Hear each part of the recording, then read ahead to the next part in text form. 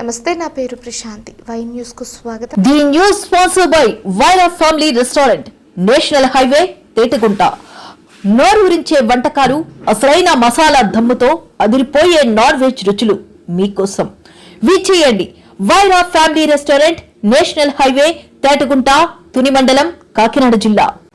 అంబేద్కర్ కోనసీమ జిల్లా రావులపాలెం పట్టణంలో రోజురోజుకు పెరుగుతున్న ట్రాఫిక్ సమస్యలను అరికట్టేందుకు అధికారులు కఠిన చర్యలు తీసుకున్నారు.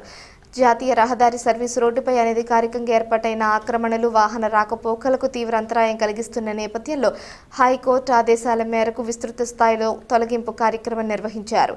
ఈ కార్యక్రమంలో Ravulapalem MRO, town CI, national highway అధికారులు సంయుక్తంగా పర్యవేక్షణ చేపట్టి రోడ్డుకి ఇరువైపులా ఉన్న దుకాణాల షెడ్లు, తాత్కాలిక నిర్మాణాలు, వ్యాపార స్టాళ్లు తదితర అక్రమాలను తొలగించారు. ముఖ్యంగా సర్వీసు రోడ్డును ఆక్రమించి వ్యాపార కార్యకలాపాలు నిర్వహిస్తున్న వారిపై అధికారులు కఠినంగా వ్యవహరించారు.